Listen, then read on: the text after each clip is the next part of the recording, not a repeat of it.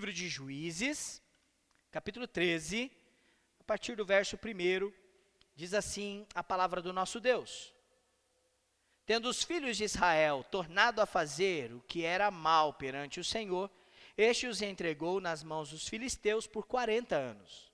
Havia um homem de Zorá, da linhagem de Dan, chamado Manoá, cuja mulher era estéril e não tinha filhos. Apareceu o anjo do Senhor a esta mulher e lhe disse: Eis que és estéril e nunca tiveste filho. Porém conceberás e darás à luz um filho. Agora, pois, guarda-te, não bebas vinho ou bebida forte, nem comas coisa imunda, porque eis que tu conceberás e darás à luz um filho, sobre cuja cabeça não passará navalha. Porquanto o menino será nazireu, consagrado a Deus desde o ventre de sua mãe, e ele começará a livrar a Israel do poder dos filisteus.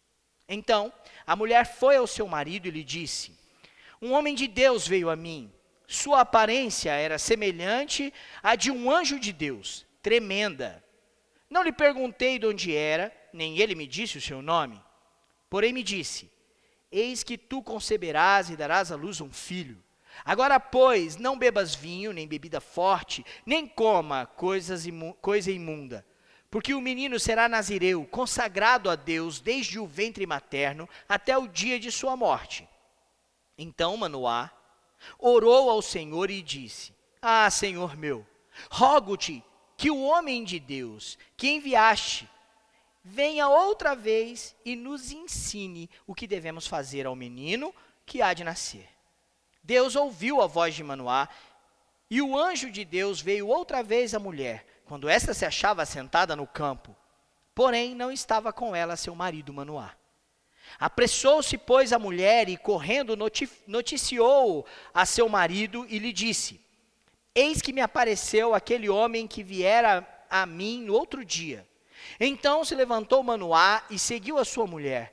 E tendo chegado ao homem, lhe disse: És tu o que falaste a esta mulher? Ele respondeu: Eu sou. Então disse Manoá: Quando se cumprirem as tuas palavras, qual será o modo de viver do menino e o seu serviço?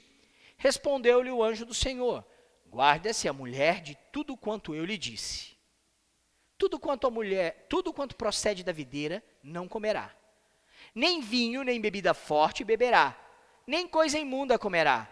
Tudo o que lhe tenho ordenado, guardará. Então Manoá disse ao anjo do Senhor: Permita-nos deter-te, e te prepararemos um cabrito.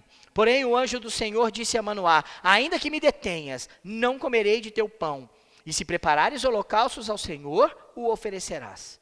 Porque não sabia Manoá que era o anjo do Senhor. Perguntou Manoá ao anjo do Senhor: Qual é o teu nome, para que, quando se cumprir a tua palavra, te honremos?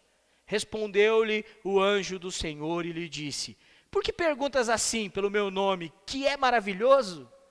Tomou, pois, Manoá um cabrito e uma oferta de manjares, e o apresentou sobre uma rocha ao Senhor. E o anjo do Senhor se ouve maravilhosamente. Manoá e sua mulher estavam observando. Sucedeu que, subindo para o céu, a chama que saiu do altar, o anjo do Senhor subiu nela. O que vendo Manoá e sua mulher caíram com o rosto em terra. Nunca mais apareceu o anjo do Senhor a Manoá nem a sua mulher. Então Manoá ficou sabendo que era o anjo do Senhor. Disse Manoá à sua mulher: Certamente morreremos, porque vimos a Deus. Porém sua mulher lhe disse: Se o Senhor nos quisera matar, não aceitaria de nossas mãos o holocausto e a oferta de manjares, nem nos teria mostrado tudo isso, nem nos teria revelado tais coisas. Depois deu a mulher à luz um filho e lhe chamou Sansão. O menino cresceu e o Senhor o abençoou. E o Espírito do Senhor passou a incitá-lo em Mané, Dan, entre Zorá e Estaol. Até o final do versículo 25, uma leitura um pouco longa. Nós já fizemos essa leitura aqui 3 vezes na igreja, né? E o tema que nós temos observado neste capítulo 13 de Juízes é que Deus tem um chamado para uma família, a família de Manoá. E este chamado acontece num período de declínio espiritual, onde o povo de Israel, apesar dos grandes feitos de Deus, apesar da grande maravilha e de Deus levantar sempre servos para livrarem o povo, este povo, de vez melhorar, estava piorando. E de que maneira que eles faziam isso? Né? No primeiro sermão, quero fazer aqui uma retrospectiva, nós aprendemos que nós precisamos buscar a percepção de Deus e não a nossa das coisas. Nós precisamos levar e conduzir a nossa vida espiritual na percepção do próprio Deus. O versículo 1 diz que o povo de Israel fazia o que era mal perante os olhos do Senhor. E a partir do capítulo 13, há a expressão de que o povo de Israel fazia o que achava que era certo aos seus olhos, mas era errado perante os olhos do Senhor. Então é uma questão de percepção, não é o que eu acho que é certo, é o que Deus considera certo. Não é o que eu acho que é errado, mas aquilo que Deus determinou sobre a sua santidade e sobre a sua sabedoria eterna, o que é correto. Deus é quem determina todas as coisas, e o chamado de Deus para mim e para você, para a sua família, para a sua casa, envolve a percepção de Deus e não a nossa própria percepção das coisas. A segunda lição sobre este chamado para a nossa família envolve vivermos uma vida cheia de propósitos e consagração a Deus. O anjo do Senhor aparece para a mulher de Manoá e diz que ela será mãe de um menino. E ele começará a livrar o povo de Israel das mãos dos filisteus. Ele tem um serviço, ele tem um propósito. Era para que o filho de Manoá servisse a um propósito de libertação do povo de Israel. Mas não é servir de qualquer maneira. Deus exige uma consagração total do menino, antes mesmo dele nascer. Ele seria nazireu, um tipo de consagração especial a Deus. E a sua mãe também passaria por este processo durante a gravidez, e o seu pai teria que cuidar disso tudo. E esta consagração duraria a vida inteira. Isso nos ensina, irmãos, que para servir aos propósitos de Deus, eu preciso viver uma vida consagrada ao Senhor. E consagração envolve dedicação, entrega total ao Senhor. A sua família, a minha família, nós precisamos viver um propósito de servir ao Senhor de uma maneira consagrada. E durante as duas exposições, eu expus esses dois pontos. Né? Busque a percepção de Deus, aos olhos de quem todas as coisas realmente importam, e viva um propósito consagrado. Sirva ao Senhor, de uma maneira em que você se dedique exclusivamente a Ele. Tá certo? Hoje eu gostaria de destacar mais dois pontos aqui, sobre o chamado de Deus para a sua família. E o primeiro deles, irmãos, está quando Manoá recebe a notícia da sua esposa, de que um homem do Senhor a visitou, e disse para ela que ela seria mãe. Olha que interessante, Manoá não viu este anjo do Senhor, ele não viu a presença desse ser maravilhoso, foi a mulher de Manoá. Ela conta e relata com detalhes. Há até muita repetição no capítulo 13. Não sei se com a leitura os irmãos perceberam, né? Lá no versículo de número 3 até o versículo... É só repetição. O anjo fala, depois a mulher chega para o marido e repete tudo que o anjo falou. Mas tem um detalhe importante quando nós falamos do chamado de Deus para a nossa família, que envolve a criação dos nossos filhos, que envolve como nós vamos nos comportar diante do nosso casamento, da nossa vida familiar, do nosso trabalho, né, das bênçãos que nós recebemos do Senhor. O que fazer? Como fazer? Diante de tanta responsabilidade. Manoá ouviu aquilo da sua mulher e fez uma oração a Deus no versículo 8. O que Manoá pediu para Deus? Manoá pediu para Deus assim: Ah, Senhor meu, rogo-te que o homem de Deus que enviaste venha outra vez e nos ensine o que devemos fazer ao menino que há de nascer. Meu irmão, busque o chamado de Deus para sua família, mas busque instrução do Senhor para saber como agir. Manoá nos ensina algo maravilhoso. Algo maravilhoso sobre o chamado de Deus para a nossa família. Nem sempre nós sabemos o que fazer. Eu me lembro quando eu recebi a notícia de que a Vandréia estava grávida.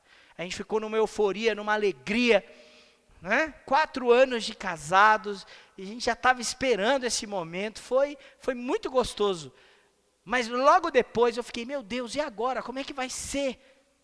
A gente ainda está no seminário, a gente passava uns perrengues lá no seminário, né? Como é que vai ser tudo isso? Depois eu vou para o ministério pastoral. Como é que vai ser criar essa criança, ensinar ela os caminhos do Senhor, educar? Né? A gente sempre fica com esses medos, né? Com esses temores. Manoá também ficou. Como é que vai ser? Como é que eu faço para não errar com algo tão importante, com algo tão precioso? E creia, os filhos são algo precioso que Deus nos deu e nos confia como herança, e há uma grande responsabilidade, assim como o casamento. A gente casa, né? A gente está apaixonado, né? A gente não sabe muito bem. Depois que casa, passa um tempinho, que aparecem algumas primeiras crises, algumas situações difíceis, a gente não sabe como agir. Manoá nos ensina essa lição maravilhosa. Eu não sei o que fazer. Então ele ora a Deus e pede instrução, que Deus o ensine. Não é isso que aparece no versículo 8? Nos ensine como fazer com um menino que há de nascer. Meus irmãos, a Bíblia diz, Jesus diz no Sermão do Monte, que aquele que busca encontra, aquele que procura acha, aquele que bate vai se abrir. Deus ouviu a oração de Manoá. Não é isso que diz o versículo 9? Deus atendeu a oração daquele homem, que clama por instrução, que pede por instrução. No chamado que Deus tem para a sua vida, para a sua família, para a sua casa, para os seus filhos, busque a instrução do Senhor. Peça a Deus que te instrua, que te ensine como agir, como corrigir, como censurar, como estimular. Tem uma pergunta que eu gosto de fazer e que acontece na casa de todo mundo. É uma pergunta que eu faço para mim. Porque na casa de todo mundo tem problema. Então eu não estou pregando isso para você, tá bom? Não é para você. Estou falando isso porque na minha casa é assim. Na casa de todo mundo tem problema. Tem aquele tio chato. Eu tenho uns tio chato. Tem uns legal também. Eu acho que eu sou o tio chato já da minha família. Todo mundo tem problema. Toda casa tem. E vida familiar, às vezes acontecem coisas que a família sabe e que errou. Como acertar depois que errou? Como fazer o certo depois que a gente erra? Depois que a gente mete os pés pelas mãos, que tudo parece que não tem mais solução, tudo está perdido. Como acertar depois que a gente ferrou com tudo? Primeiro ponto, busque instrução de Deus. Ele tem sabedoria para quem clama. Não é isso que Provérbios nos ensina? Busca, peça sabedoria a Deus, que a tudo dá. Busque a instrução do Senhor, porque Ele nos ensina. Manoá tinha uma expectativa de que Deus viesse novamente, o anjo do Senhor, e ensinasse detalhes, regras. Não significa que a mulher de Manoá não soube explicar para Manoá o que era para fazer. Ela repetiu tão fielmente o que o anjo do Senhor falou, não é? Mas a expectativa de Manoá era receber regras, um conteúdo de regras e macetezinhos que pudesse facilitar a criação daquela criança.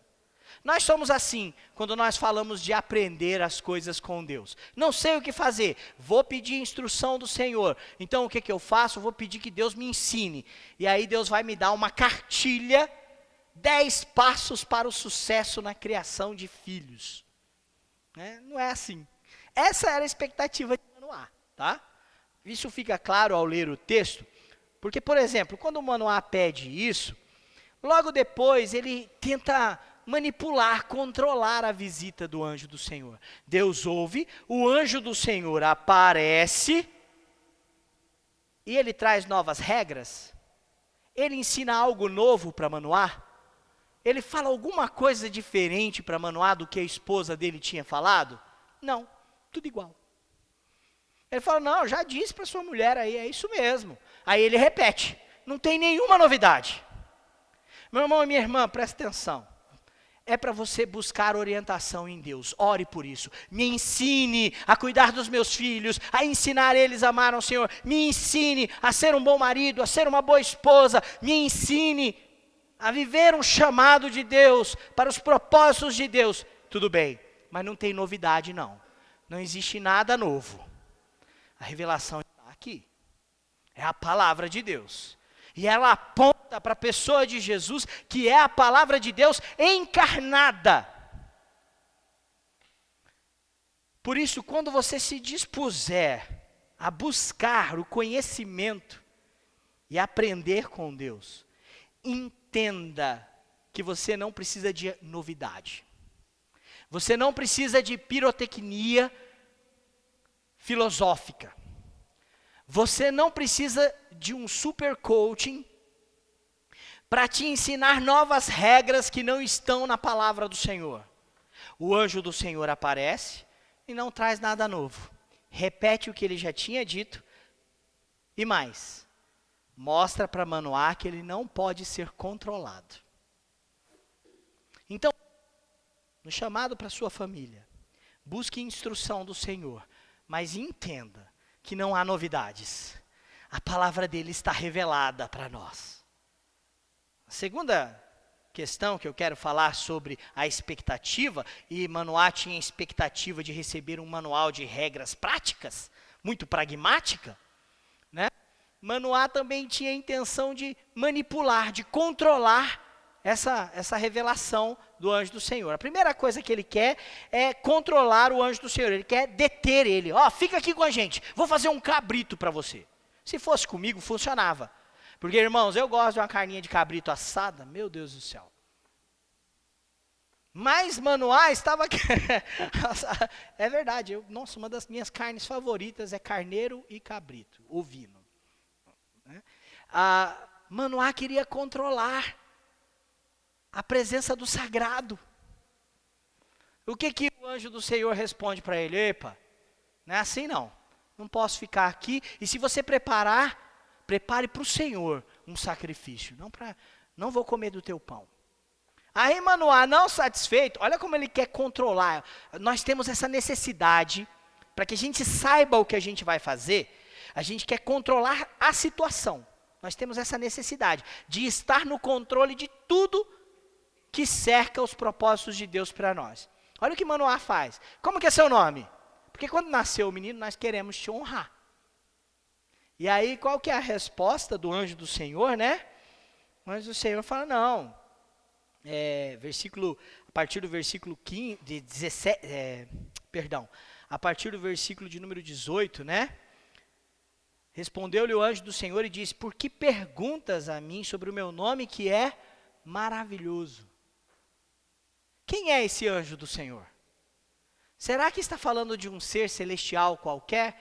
A expressão anjo do Senhor é a expressão do próprio Deus. É a manifestação do próprio Deus na terra. Ele aparece em figura humana. Prefigura o Deus conosco, o Emanuel. É o Deus que realmente aparece. Isso acontece 3 vezes no livro de Juízes. Uma vez lá em Gilgal, depois com Gideão no Carvalho, para chamar Gideão, e agora com a família de Sansão. Deus se faz presente. E aí vem um detalhe importante desse texto. Sabe qual é a melhor maneira de aprender sobre como criar filhos? É criá-los diante da presença do Senhor. Não há instrução nova, mas Deus atende a oração de Manoá. Não é isso que diz o verso 9? Deus ouviu a oração de Manoá. Não trouxe nenhuma revelação nova do que já tinha dito. Mas o que aconteceu? Deus se fez presente. Inclua a sua família na presença do Senhor, meu irmão. Sua família já está na presença de tantas coisas. Da internet, de esportes, da cultura. Isso não é ruim, não. É bom. Sua família desfruta da presença de tantas coisas. Faça com que a sua família esteja na presença do Senhor. Porque é a principal maneira de Jesus nos ensinar. Por exemplo, o Evangelho de Mateus, capítulo 11, no verso 28 até o verso de número 30, Jesus nos faz um convite. Qual é o convite? Vinde a mim, aprendei de mim. Não é isso que diz Mateus 11, de 28 a 30? Vinde a mim, todos os que estáis cansados e sobrecarregados, e eu vos aliviarei. Tomai sobre vós o meu jugo e aprendei de mim. Quero chamar a sua atenção que Jesus não usa a expressão aprendei sobre mim. Ele usa a expressão aprendei de mim. A presença espiritual de Cristo na sua palavra, no culto, na ceia do Senhor. Nós temos meios de graça na igreja do Novo Testamento. A ceia do Senhor é um destes meios, onde Jesus comunica a sua presença espiritual, mas tem gente que priva a sua vida da Santa Ceia, priva a sua família da comunhão, priva a si mesmo do relacionamento com o povo de Deus e às vezes com o próprio Deus. A presença de Deus nos ensina sobre quem Ele é. Manoá não tinha percebido que estava na presença de Deus. E ele queria controlar aquele mensageiro celestial. Deus se revela. Deus fala, não vou comer nada que você oferecer, ofereça para o Senhor. Você quer saber o meu nome? Ele é maravilhoso. E quando Manoá e a sua esposa oferecem um sacrifício, eles percebem que estão na presença do único e verdadeiro Deus. E estar na presença de Deus nos ensina sobre quem nós somos. Somos pecadores que carecem dele. E que ele é santo, único. Aprenda com Jesus. Aceite a este chamado. Paulo tinha tal convicção que em 1 Coríntios capítulo 2, verso 16, ele diz, pois quem conheceu a mente do Senhor? Quem pode instruir o Senhor? Nós, porém, o povo, a igreja, nós temos a mente de Cristo, porque recebemos dele. Nós temos a mente de Cristo. O chamado de Deus para a sua família envolve uma busca por instrução que Deus nos dá. Deus tem instrução para dar ao seu povo. Busque instrução do Senhor. Como agir como marido. Como agir como esposa, como agir com os seus filhos, como agir como filho, como agir como irmão. Deus nos tem um chamado para a sua vida, para a sua família, para a sua casa. Segunda característica do chamado de Deus para a sua família, que eu quero destacar essa noite, além de que nós precisamos buscar instrução do Senhor, nós precisamos nos submeter, ou submeter a nossa família, a graça de Deus. Submeta a sua família à graça de Deus. Olha, no verso 21, você vai encontrar lá, nunca mais apareceu o anjo do Senhor. Aquela visão física, eles não tiveram mais. Só que logo depois desse relato, é o relato que faz com que Manoá e a sua esposa entendam, eles estão na presença de Deus. Eles ofereceram um sacrifício, um cabrito, este cabrito foi queimado, no verso 20, Ele foi queimado e a fumaça e o fogo deste sacrifício subiu até o céu e o anjo do Senhor subiu neste fogo até o céu. E eles, que coisa maravilhosa, é Deus. Eles caem com o rosto em terra diante de Deus, porque reconhecem estar diante de Deus. Eles sabem que Deus é santo e que nós somos pecadores. Essa é uma reação muito comum na Bíblia. Isaías, por exemplo, anos depois, o profeta Isaías entra no templo para lamentar a morte do rei Uzias, Isaías capítulo 6, e ele vê o Senhor sentado no alto e sublime trono, as abas das suas vestes cobriam o trono, seres maravilhosos, serafins, seres inimagináveis, com 6 asas, asas que cobriam o rosto, asas que cobriam os pés, e com 2 asas eles voavam. Eles voavam em torno do trono, dizendo, exclamando: Santo, Santo, Santo é o Senhor, toda a terra está cheia da sua glória, e o templo estava cheio de fumaça. O que Isaías fez?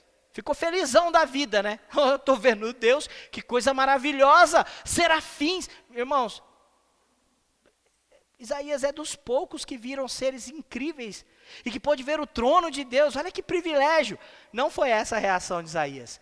Isaías caiu por terra e disse: ai de mim, eu estou perdido, porque habito no meio de um povo de impuros lábios, e os meus lábios também são impuros, e eu acabei de ver o Senhor que é santo, que é poderoso. Eu estou perdido, o Senhor dos exércitos.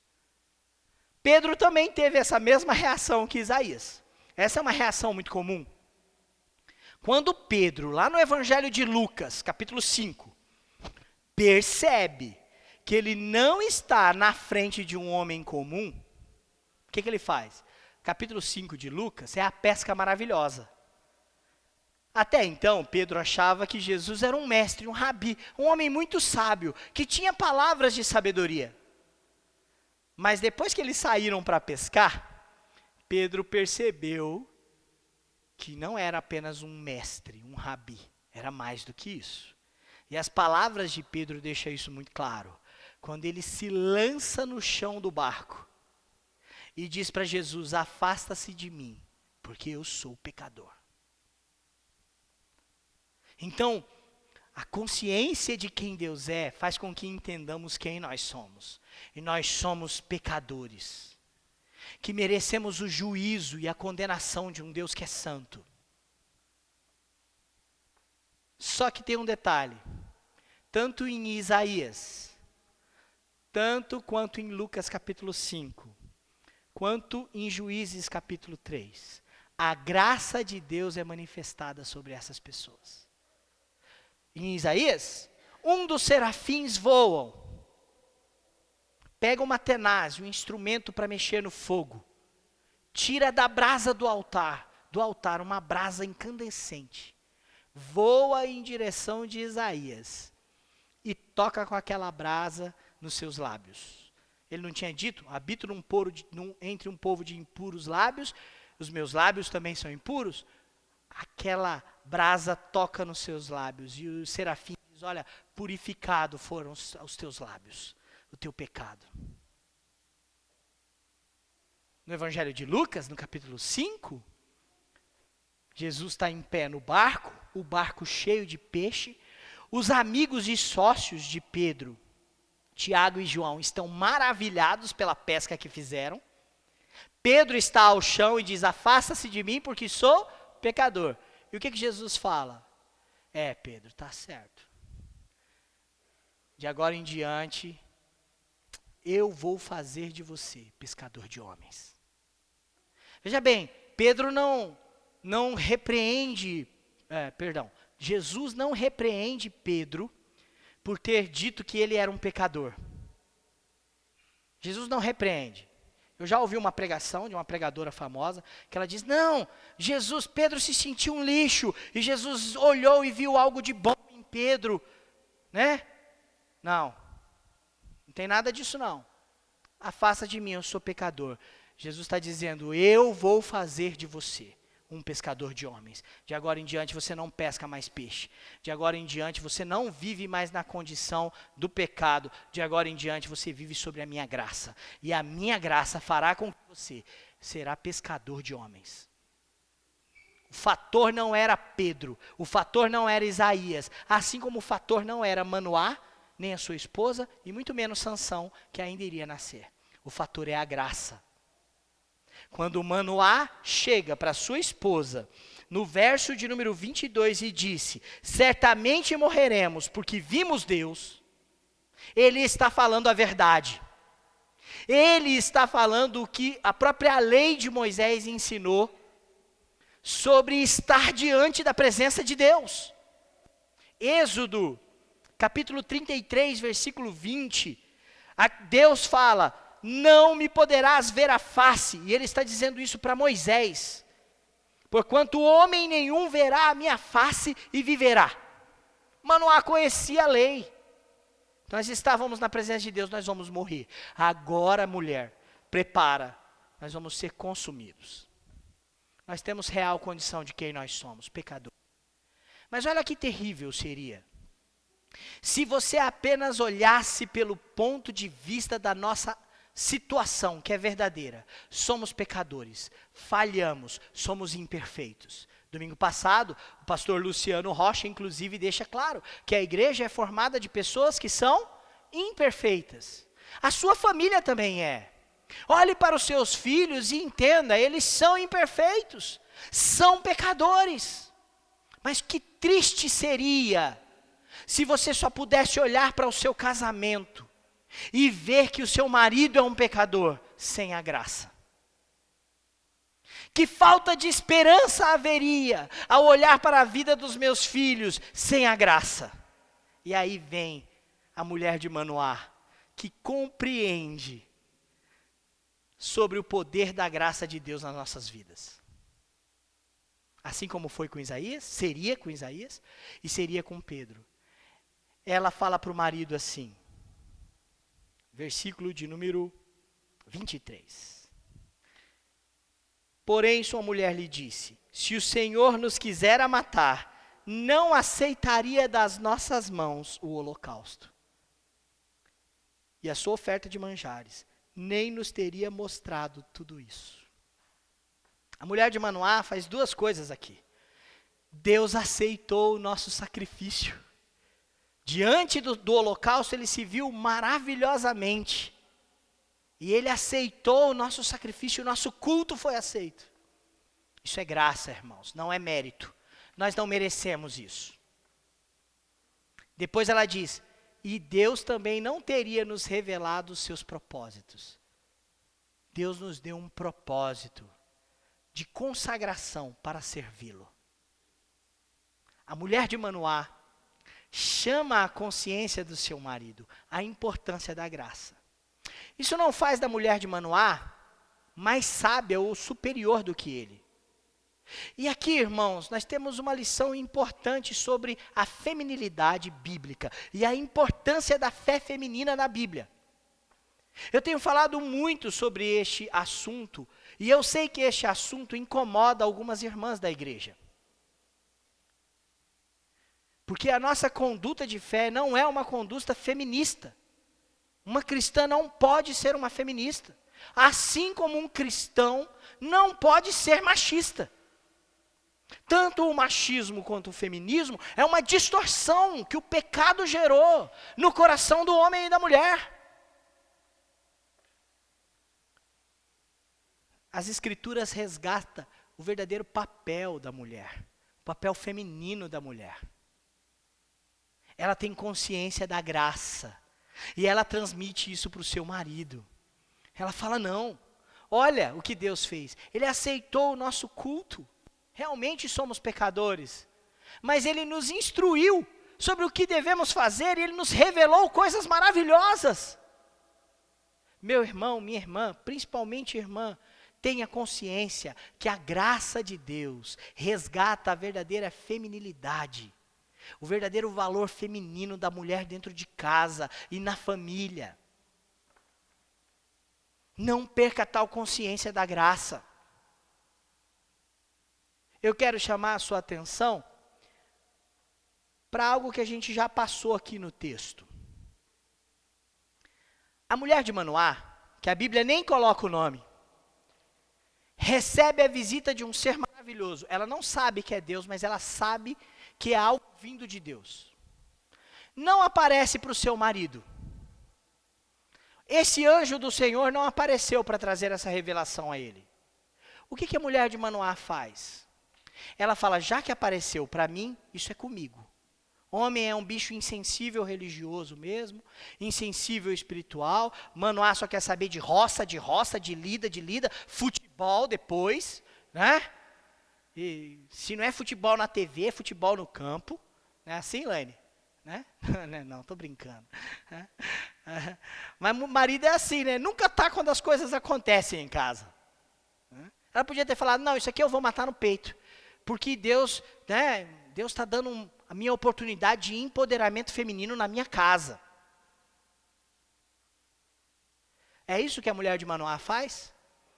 Logo após que o anjo do Senhor sai, ela corre para o seu marido e relata fielmente o que aconteceu. Ela transmite ao seu marido.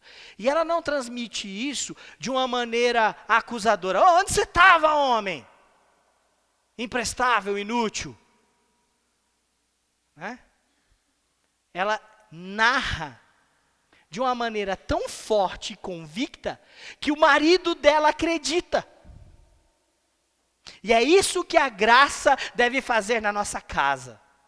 Nós precisamos transmitir aos nossos a graça de Deus de uma maneira tão apaixonada, de uma maneira tão abundante, que aqueles que estão ausentes ou longe, ou que não vivenciaram aquilo, possam de alguma forma vivenciar. A mulher de Manoá faz isso. Sabe por quê? Porque a feminilidade bíblica estimula e encoraja a masculinidade bíblica. Manoá não estava lá, mas a mulher de Manoá levou até ele. E por causa disso ele ora, Senhor, vem nos instruir, Senhor, vem nos ajudar, eu quero aprender contigo, se revela a mim, como eu vou fazer com esse menino? A feminilidade bíblica estimula o homem ser homem segundo a Bíblia. O contrário também é verdadeiro. A masculinidade bíblica fortalece a feminilidade da mulher, estimula e reconhece o seu grande valor. Neste texto específico, a mulher de Manoá aqueceu seu coração com fé e graça. É ela que traz a razão, é ela que encoraja o seu marido a não estar ausente do processo de Deus. Ela inclui o seu marido dentro da visão. E ela o faz apaixonadamente, ao ponto dele corresponder em fé e orar pedindo instrução. A feminilidade bíblica estimula a masculinidade bíblica. Cuidado, irmã, para não tratar o seu marido como adversário. Marido, ame a sua esposa como Cristo amou a igreja, que se entregou por ela. Efésios 5, verso 21, que é o texto que o apóstolo Paulo trata sobre submissão. Ele diz, sujeitai-vos uns aos outros. Mulher, marido, filhos, servos, sujeitai-vos uns aos outros. Deus tem um chamado para a sua família. E ele envolva submeter a sua família na graça de Deus. Envolva o seu casamento na graça de Deus, irmã. Envolva o seu casamento, irmão, na graça de Deus. Submeta os seus filhos sobre a graça de Deus. Porque se você olhar só a verdade pecaminosa que nos envolve, você também entrará em desespero. Nós somos falhos, nós erramos. Entenda que nós somos pecadores, mas que o nosso Deus é um Deus de graça e que nos salva. E esta graça é derramada através do seu Filho Jesus Cristo, que nos remiu e que nos salvou. Eu quero concluir essa série de sermão, desafiando você a viver um chamado para a sua casa, para a sua família. Faça isso buscando a percepção de Deus, não a sua. Faça isso vivendo um propósito consagrado a Deus, de servir a Deus. Faça isso buscando a instrução daquele que ensina, com a sua presença. Vinde e aprendei de mim. Faça isso, submetendo a sua vida, a sua família, o seu casamento na graça de Deus. Vamos orar?